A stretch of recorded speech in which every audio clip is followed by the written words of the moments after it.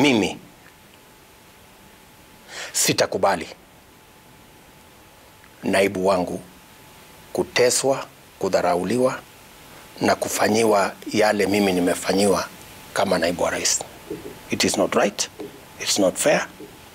And I want to tell you, kuna watu wengi wanasema, oh, unajua, ni kawaida, ni vile Moi alifanyiwa, ni vile Kibaki alifanyiwa, ni vile. We must stop that nonsense. Yeah? It cannot, it doesn't matter. A wrong thing is a wrong thing. Whether it is done 100 or 1,000 times, it will never be right. And Commissioner Iganjo, yes. So that's the Deputy President. He spoke some 2 weeks ago to Inoro FM, and he, among other things, spoke of how his roles in government had been taken away and given to C.S. Matiang'i, who now chairs that very powerful cabinet committee that coordinates government.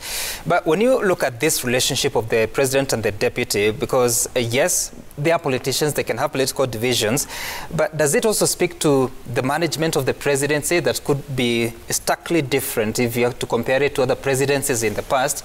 And is it the making of their personalities or the constitution?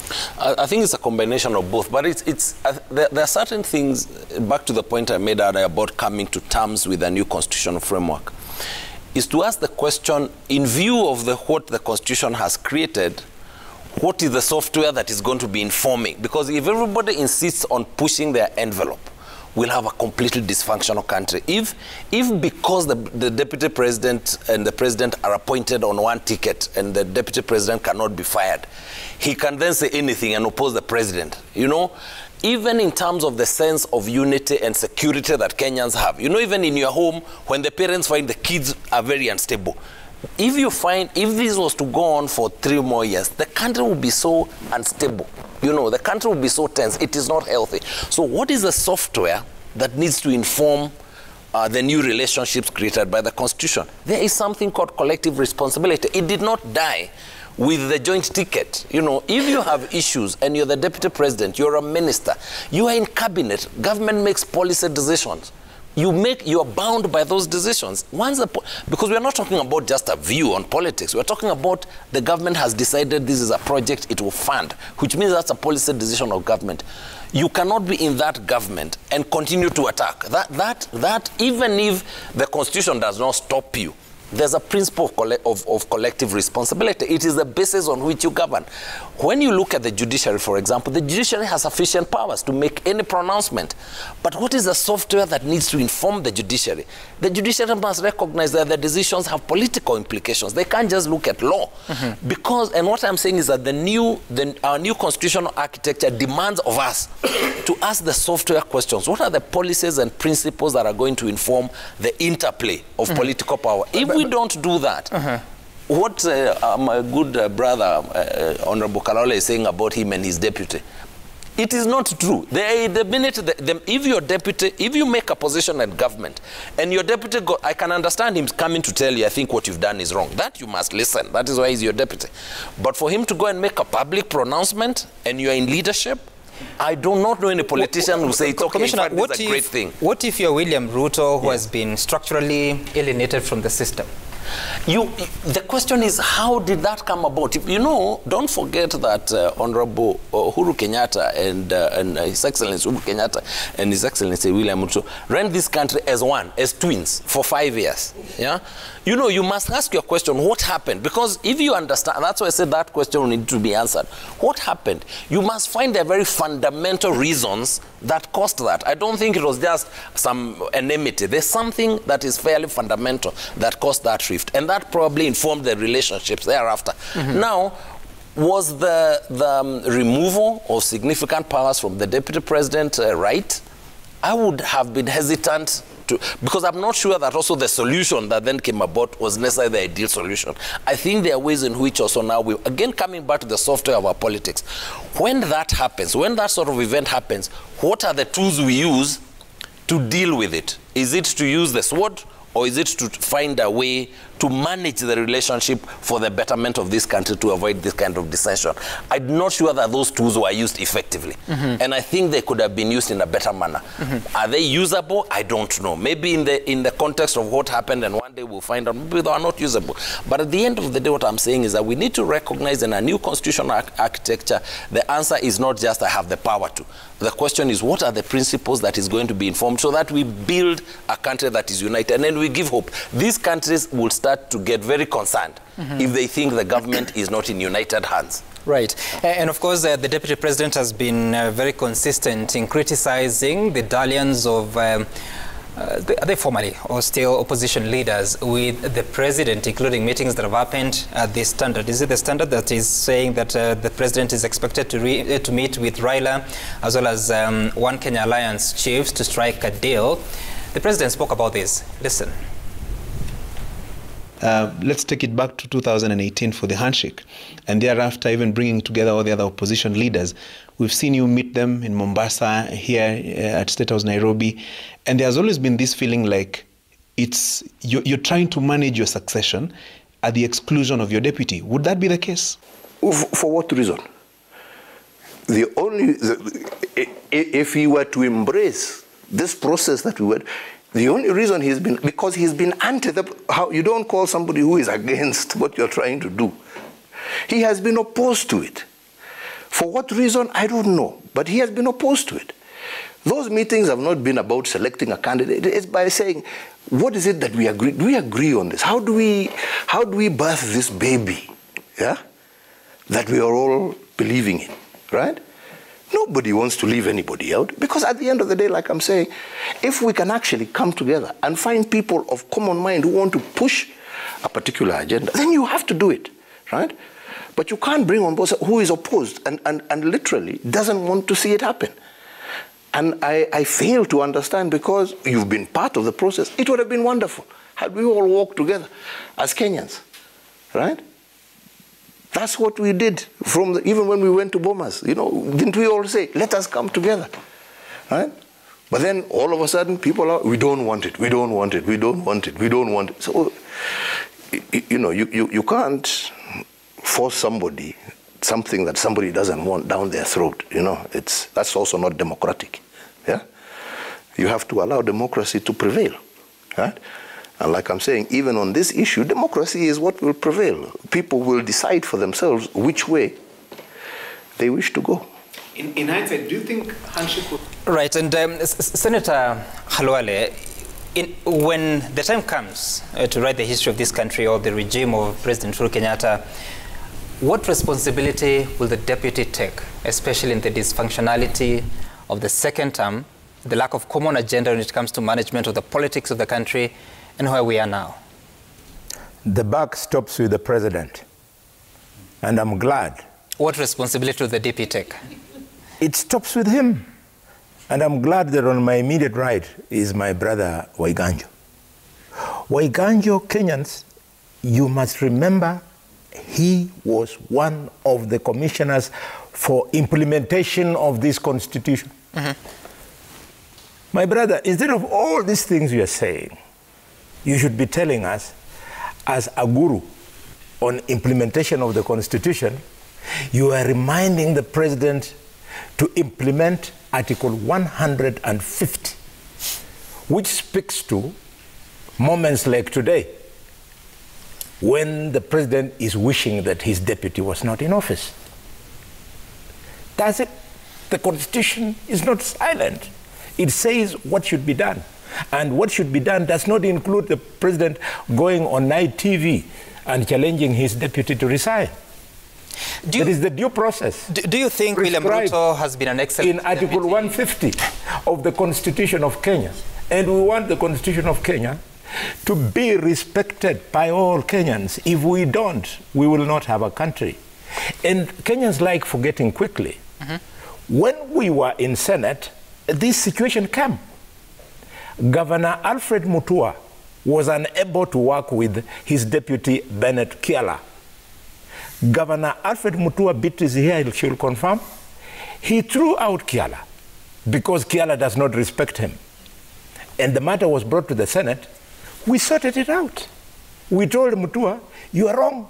You can't remove your deputy. So if Parliament will function as Parliament, this matter should be sorted out by Parliament. The President should attempt to remove the Deputy President. Then the matter will be taken to Parliament, and Parliament will process it. How can the President attempt to remove his deputy? By impeachment. Because there are two provisions in 150. You can either remove the Deputy President because of his mental status, or remove him through impeachment. So the President, since we are assuming that the Deputy President is normal, he's not mad, then the only available avenue is impeachment, and the grounds for impeachment are provided for. And then he can use it, and once he's found he is wrong, Senate will find him wrong, it will end the story. The President is living in the old mindset where, and we know where he comes from, where the President was the alpha and omega. This new constitution has treated that. Let us implement the constitution. Sam. No, just with, Senator, yes. Article 144, which also is supposed to get the removal, the impeachment of a deputy president, talks about a member of the National Assembly, supported by at least a quarter of all members, yes, may move a motion for the investigation, this time of the deputy president's physical or mental capacity to perform the functions of the office. Yes. But also on the question of impeachment, obviously it's something that is to be moved by a member of Parliament. So what role would the President play in impeaching a deputy? The President has a leader of government business in the House, and that leader in this constitution is called the leader of the majority. They can do that pretty well. Mm-hmm. All that I am speaking to is that let things be done constitutionally. And my brother Onyonka, help us. We know you as a very brilliant legislator. Do you know all this noise around BBI would have ended in Parliament if parliamentarians had not allowed themselves to be hijacked by the executive? When you are voting like machines and not reasoning the way the judges were reasoning, you are the ones who created the problem. Sam, can I right of reply? The question I want you to respond to is because of all these divisions, I mean, there will be an election in 2022. Yes. President to be elected, and there will be a deputy president. What lessons have we learned that we must avoid, especially for candidates in choosing their deputies, or deputies getting chosen by presidents?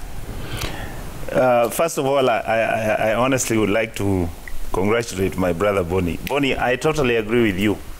But your memory is short. Jubilee had tyranny of numbers in the House. Yeah. So we in the opposition, you know, Kenyans have very short memories about our politics. We were unable to stop what was going on. We were unable to stop the crazy borrowing that was taking place. I mean, money was being borrowed from commercial banks. All right? Instead of getting treasury bills and bonds which are cheaper, we in the opposition had given up. Why? Because every time this, and this is why I wanted to say, Commissioner, this is exactly what we should be talking about. What is the software that we should be dealing with? For example, when a political party comes into Parliament and it has a majority, when the political party's act is telling you must be loyal. I saw the judges ruling and saying that all these things were being passed, people are loyal to their parties and their interests. What are you talking about? We are being told that, I mean, my deputy party leader, you were with me in Fort Kenya. Am I supposed to go and vote in Parliament against Moses Wetangula if we were to pass a bill on, for example, sugar? Because I have a certain interest? These are the challenges that we're... Even when Parliament looks inept, even when Parliament looks like we are unable to solve the problem. Number two, this is where again you forget. And what I say here shall be true and nothing but the truth. BBI was not the problem of the collapse of the deputy president. I believe President Uhuru Kenyatta was so insecure because the amount of power and the amount of members of parliament who used to claim they were working for the deputy president would in fact have impeached Uhuru in the morning. Uhuru needed a safety net, and the safety net was to bring the NASA fraternity to join with some of the members who are remaining on Jubilee for him to remain alive. Number 3. You are saying the responsibility of everything that is going on, the buck stops to the president. You can't have your cake and eat it at the same time. How does it fall with the president, and yet you are saying the presidency is conjoint? The failure of this government, all the mistakes, you can't blame Uhuru. No. You blame Ruto and you blame Uhuru. Yes. My brother Boni, that's what you've taught me in politics. Well, I want us to transition to, because becoming that BBI is such a hot potato, and I want us to focus on that, especially on the next steps. But first, the president says he's okay with the judgment, but the loser is the Kenyan. It was not about who was going to be president, who was not going to be president. How many times have I told you people, I am very grateful to the Almighty God and the people of Kenya for the opportunity they've given me. I am more than happy to serve out my term and finish my program. But I also believe that this is part of my agenda, to be able to bring people together and to be able to ensure that we have a peaceful, stable, united country. And that is why I was very keen on this. Unfortunately, the courts have ruled the way they have ruled, and I believe that they have been highly misguided in that process. Unfortunately, we have had politicians, like I'm saying, for short-term political gains, who have deviated from why we wanted the BBI to it being an issue of competition. And I don't know why, because all of these people, I mean, I was hearing some people say, this BBI is to propel Raila Odinga. Raila Odinga declared his presidency with or without BBI. And he's still on the ticket. BBI has nothing to do with his candidacy. BBI has nothing to do with Uhuru wanting to continue, because there is no clause in BBI that says that the incumbent president is going to continue for another 10 years. There is no clause. This is all propaganda and hype that is built around to poison the people's minds and to deviate them from looking at the real facts. Because at the end of the day, who are the people who suffer when we have these political problems? It is not the elite, it is the masses. Who are the people who are denied resources when we don't deal with these issues of inequity? It is the people, not the elite. But somehow now, you will now want to blame poverty on that class as opposed to that class. Instead of dealing with the fundamental root cause of the problem, which is providing resources, giving opportunities to every Kenyan equally and fairly, you want to now make it an us versus them because it's an easy campaign platform, right? To propel an individual to victory as opposed to dealing with the underlying problem facing a nation. Right, that's the Deputy President quite speaking heavily about that, and we'll be listening to the Chairman of the CIOC of the Committee on Implementation of the Constitution. But first, Senator Elachi, a former senator, but also CAS, as you reflect on what the President is saying, and it now appears there's almost no hope in rejuvenating this process. But what, in your view, do you think we need to do as a country if there were positives within the BBI process? What needs to happen to realize them now that the constitutional review route through the popular initiative appears to have hit a dead end? I think first of all, we must appreciate the judges. A few issues, fundamental issues, all of them have raised to help the political class to propel as they move on.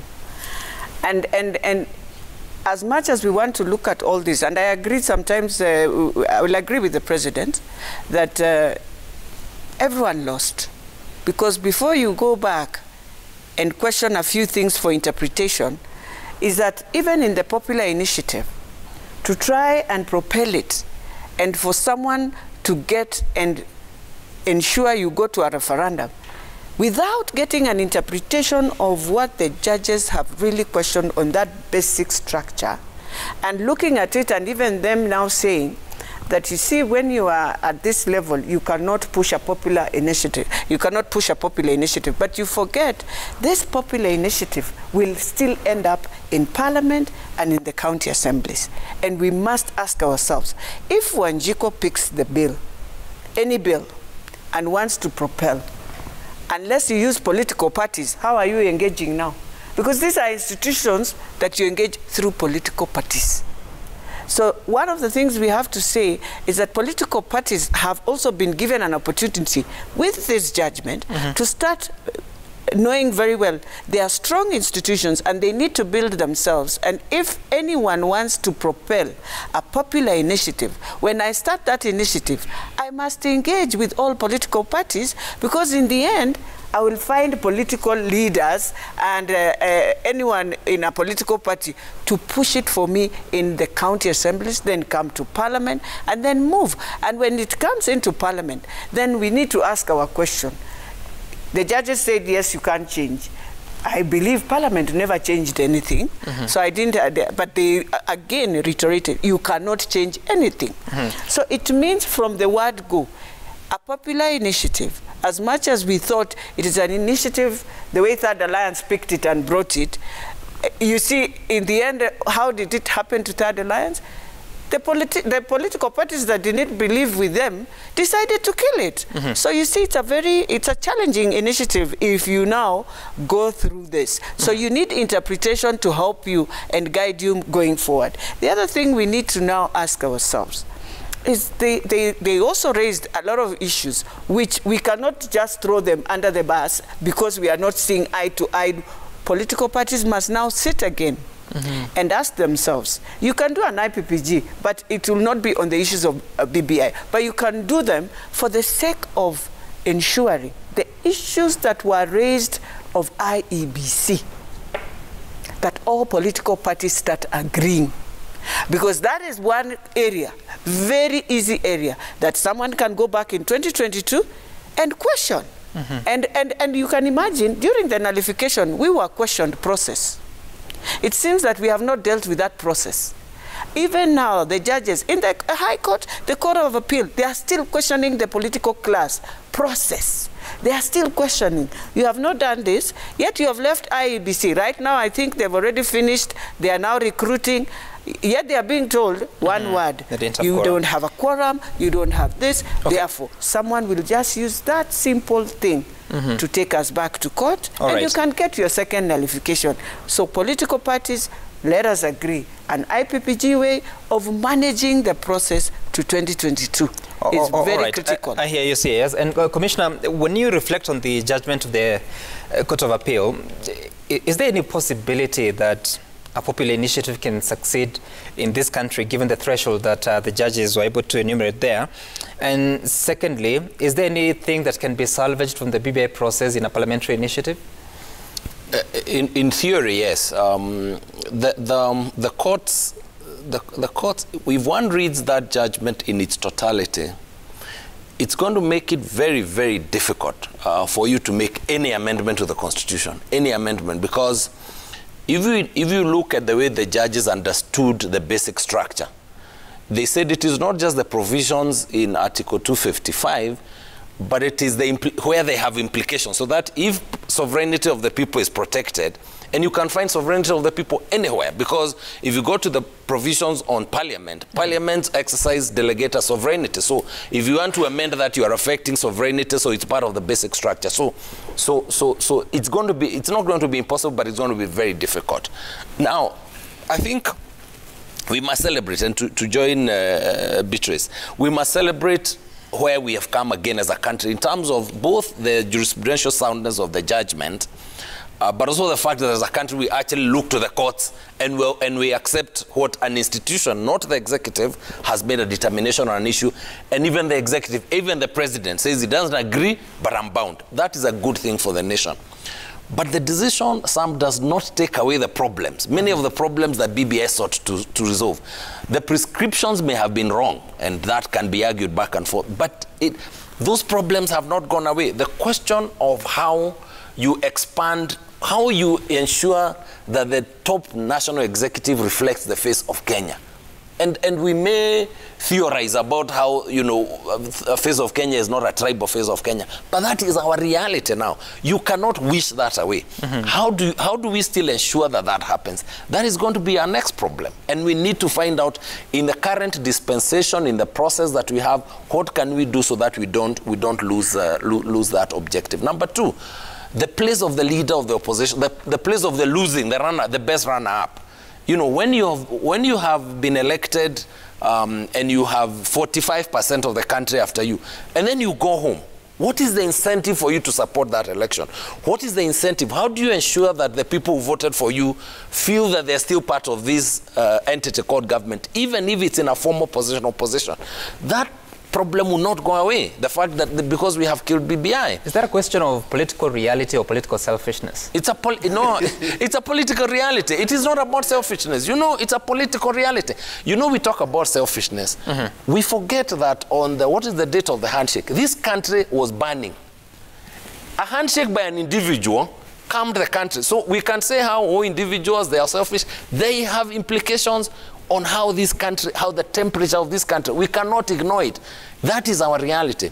Number three, the judiciary. The judiciary is not accountable. You know, the judicial ombudsman may not have been the best solution, but there's a problem of accountability. If today the DCI arrests a judge, somebody will go to court and stop it. The judges will stop it. It's a trade union issue. The solution is not for the executive to run the judiciary, but surely there's a problem. BBI's prescription may have been wrong, but I'm just saying, so there are many problems. They will not go away. The popular initiative was designed to achieve a certain purpose. The threshold put by the courts, where you need to do public participation, and you can't go to the president, you can't go to the state. You need to do translation of all the documents in Swahili and Braille. You need to arrange for a constituent assembly. Which citizen is going to do that? So in theory, it's a very good thing. But in practice, what it has done is said, this is a result for Wanjiku, but Wanjiku can't. You know, so I'm just saying that these are things we must reflect. And it's good. It's good that now that the political threat of BBI, because the problem of BBI was more the politics. Now that the political threat of BBI for 2022 is not there, can we now sit down and have a conversation about these real problems and how to resolve them? And Commissioner, I want us to listen to some leaders who've been speaking about this, including Jeremiah Kioni and Senator Malala, as well as Governor Kiraitu Murungi. It is unfair for Kenyans, for somebody who gets 6-7 million votes, to be kept out, and the only place he can be left articulating what it is that he thought he would have done for Kenya is out during funerals and such places. We are proposing that there are some of the gains and some of the good amendments that can be salvaged through a parliamentary initiative. We are saying that some of those things can start being initiated in Parliament. This is the moment to test the political will, the seriousness and genuineness of those, especially in the political class, who are supporting BBI. All right, so Governor Kiraitu Murungi is talking about the promise of BBI to raise the resources share for the counties from 15% to 35%. Let me begin with you, Senator Khalwale. So he's suggesting that it's moved through Parliament. Let me begin with you, because your side of politics has pretty celebrated the defeat at the Court of Appeal. But again, I may have asked you this question before, but don't worry, just respond. Do you find anything that was useful in the BBI process or the Constitutional Amendment of 2020? And right now, with this reality that you deal with, what would you suggest the country does to implement some of those, if they exist? We have been extremely clear about BBI. Where we found that the process of BBI was wrong, we said it and said ABCD should be done. Where we found that the content was not acceptable, we did not dismiss it. We said, let's build a consensus around this. And that has not changed. The point that must be accepted is that the Constitution of Kenya was not intended to be amended. It was intended to be implemented. And if in the process of implementation you get challenges, is when you fall back to amendments. And this is all that we are saying, that when you find that time, please, due process. The courts have affirmed the same. When you find this, please bring all Kenyans on the content, and therefore the constitutional conferences, printing all copies in all languages, Waiganjo. I do not see why you have a problem with that. You want people to vote like what the MCS did. You want people to vote like what the parliamentarians did. I think he's talking about the difficulty of Wanjiku, or an ordinary citizen, doing that. Wanjiku does not mean a foolish woman. Wanjiku means an ordinary citizen who could be a doctor of medicine like me, who could be Waiganjo. You're ordinary citizen. Mimi ni Wanjiku. Because I'm nothing. But Beatrice is a CS. Richard is, as you know, a very powerful member of parliament. Do you actually believe in the statement? 1% of the population. Of the population, So you're leaving Sam, 99%. Sam, may I complete? May I complete before you come? Just on completing. The point raised by Waiganjo, trying to justify these things of Face of Kenya. Face of Kenya will only be found in this government and subsequent governments based purely on the quality of the leader who is the president. Once you are elected under this constitution, you go and read that clause on Face of Kenya and ensure that when you are constituting your cabinet and government, all Kenyans take part. Why can't you tell me? When Raila and Uhuru pull Aluya, put here, Akamba, they bring here, a Kikuyu, they bring here, a Luo, they bring here, and a Kalenjin. And then they tell us, because they want to serve those 5 communities, they are serving Kenya. How about the other 42 communities in the country? If you must talk about the Face of Kenya, we are talking about the majority tribes. And I am not in any way disadvantaged. I come from the all-powerful Luya community. If I was selfish, I would support this kind of thing.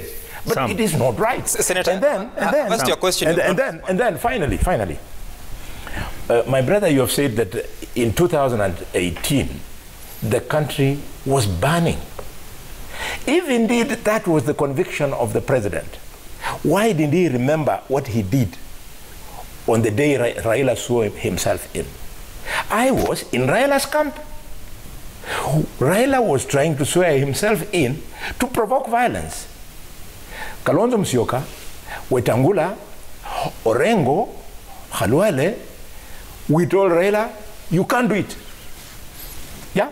But he went ahead, and the president responded in a very good way.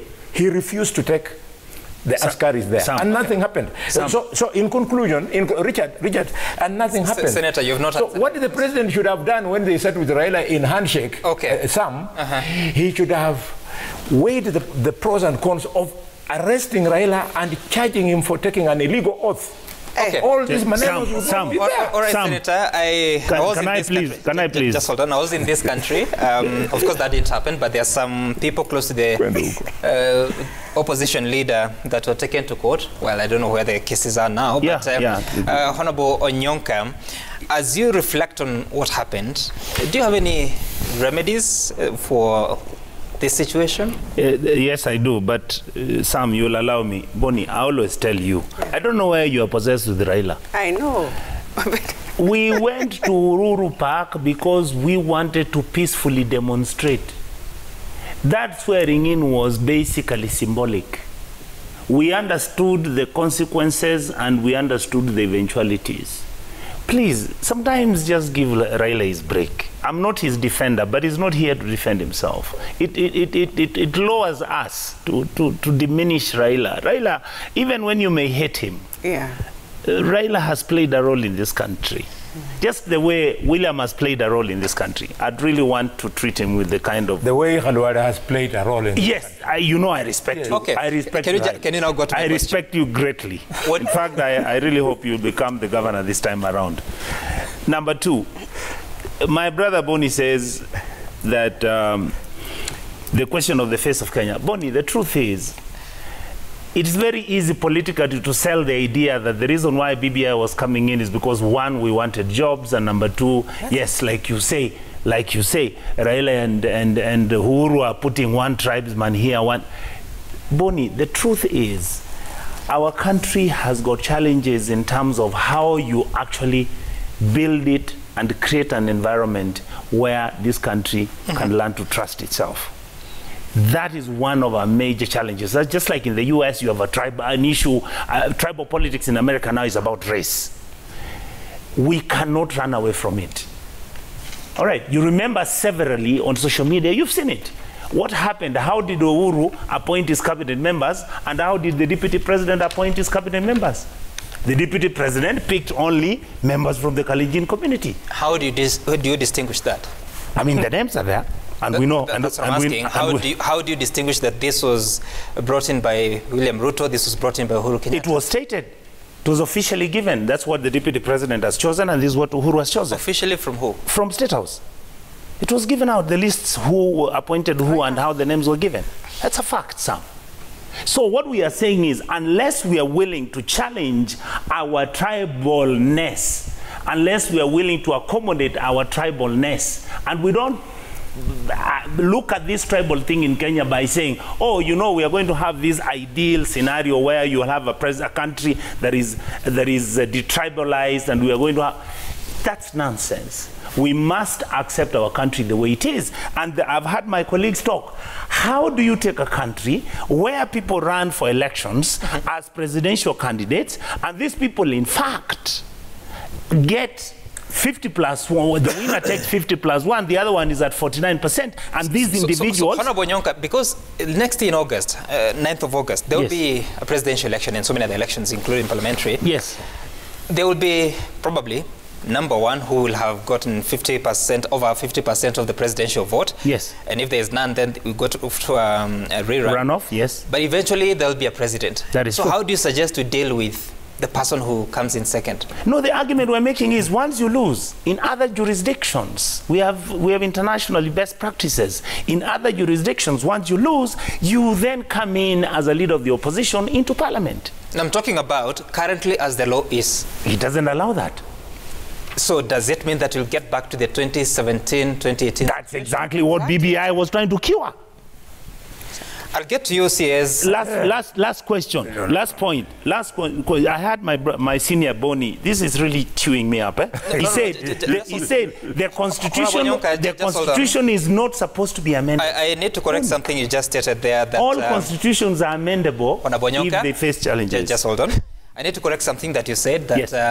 There was a list released indicating which CS was picked by President, yes, and which CS was picked by the Deputy President. Yes. Unless you have that list, please share with us. I don't have it right now, so let me take it back some. But let me tell you this: if you want me to come here next and I give you the list of the people who are appointed from the DP side and those who are appointed from Uhuru, I'll present it. Based on perception or fact? On reality. Okay, all right. I'll get back to you, CS Elachi, but Commissioner Waiganjo, there's this question about the judges have said that IEBC did not have quorum to verify signatures or to do anything as pertains to a constitutional referendum, a review process or such a bill. What then happens to what it's already doing, gazetting spending limits, gazetting the election operations plan, coming up with an election budget?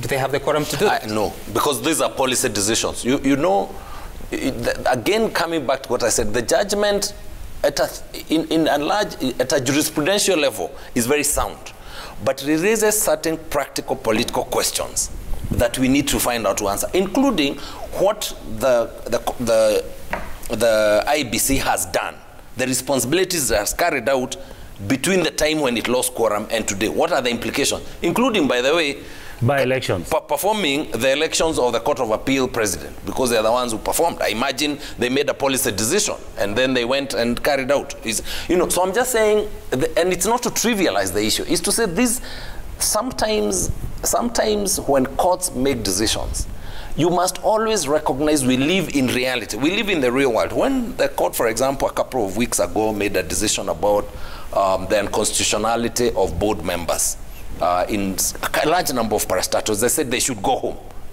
So when you do that, and yet these are institutions that are making decisions, they are in office, they have budgets to spend, they have budgets to implement, what are the implications of those decisions? So that if I was in the Court of Appeal, I would have validated the decisions of IEBC. Because if you don't do that, the risks that you take in terms of ultimate, and I think it's Beatrice who said that, the risk of a challenge even on that election, because of the creation of the voters' roll, probably the voters' roll and the registration of voters have been going on when there was no quorum, when the institution was illegal. So is that voters' roll tainted? You know, those sorts of technical questions are not healthy in a process as delicate as an election. So I'm just saying that even as the courts make a decision, and they make very sound decisions, they must be alive to the practical and political consequences of their decisions. But Commissioner, knowing the potency of someone going to court to challenge some of these things that IBC has already done,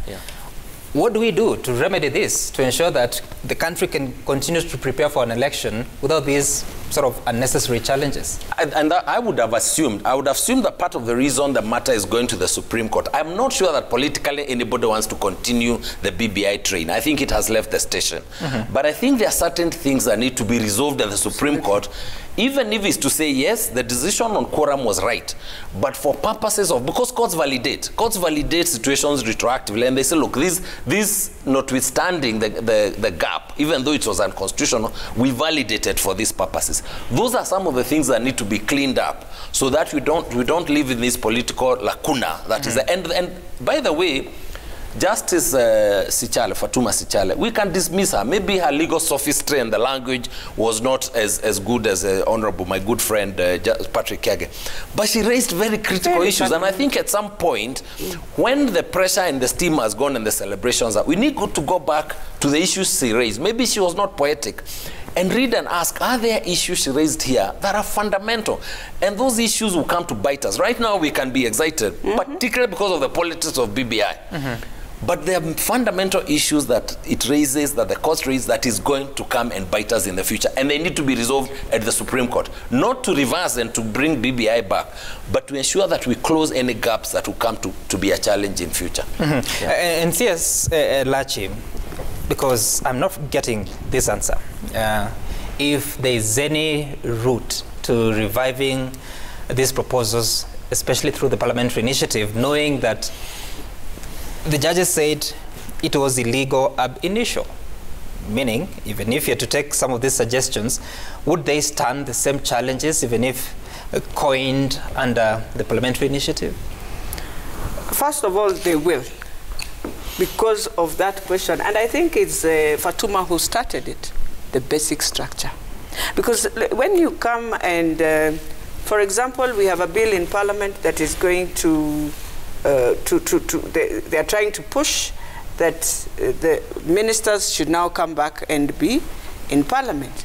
You already, when you read now the judgments and what they were talking about basic structure, already you are touching on the basic structure of that, because you're about to just change fundamentally something that has been done, you know, and so they will, anyone will run again to court and say, due to the judgment of the basic structure, therefore Parliament cannot even touch that structure of changing CSS to come now from Parliament instead of them being appointed from the way they've been appointed, the way the Constitution is structured, that CSS will come from outside.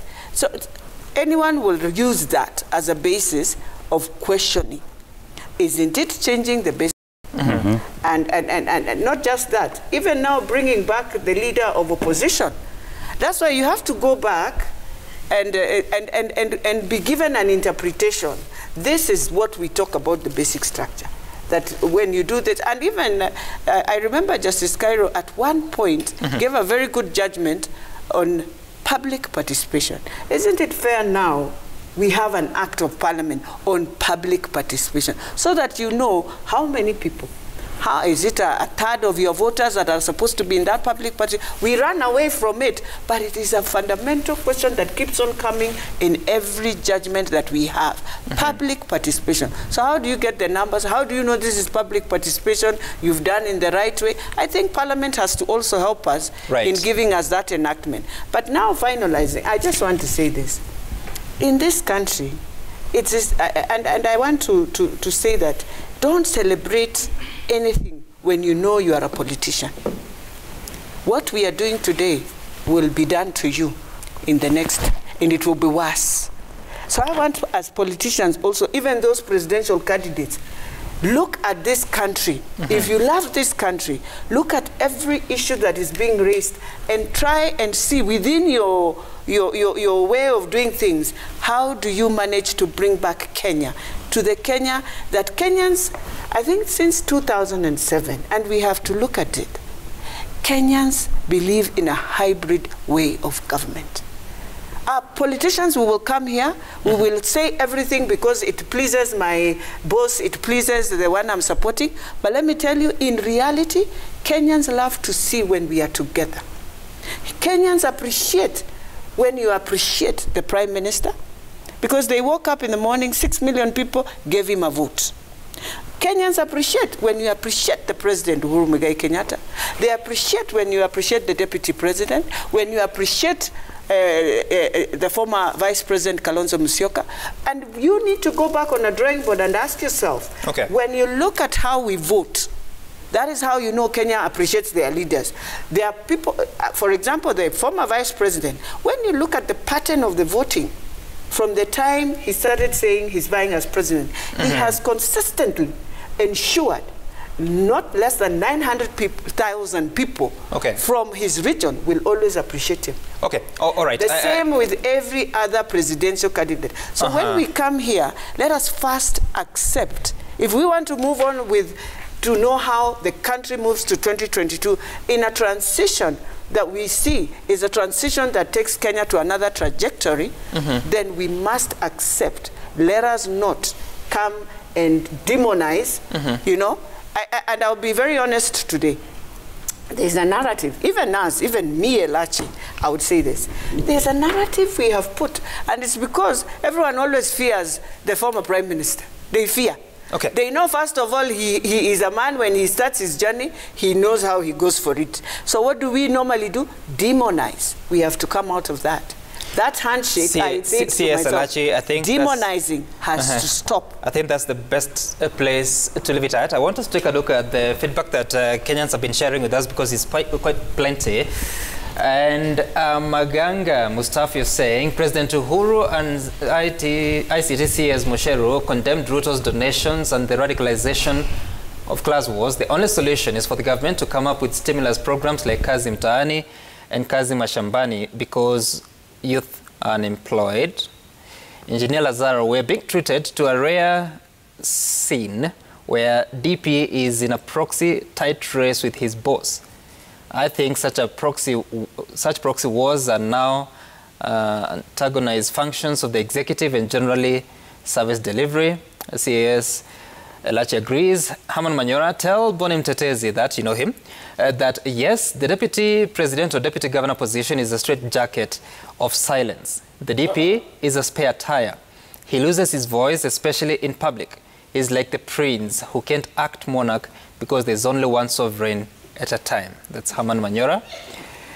Rain Asamo, in democratic societies, leaders resign when they no longer believe in the ideals, aspirations, and ethos of their party. You don't have to be pushed out.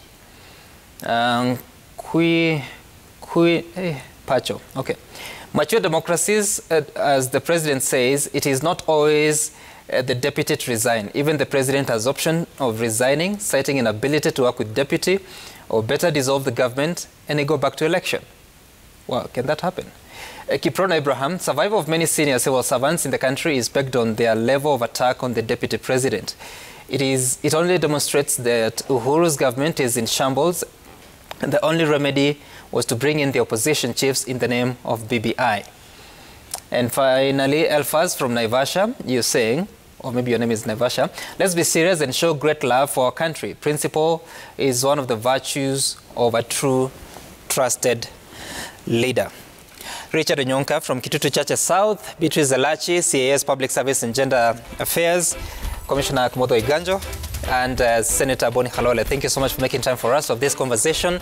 And it continues. Kenyans, it's now just over 11 months to the general election. It's up to you to listen to the leaders, make your assessment, but also read your constitution. There's more that you didn't know, apparently. My name is Sam Gituku. Bye for now. Up next is Willis Raburu with Matters Social.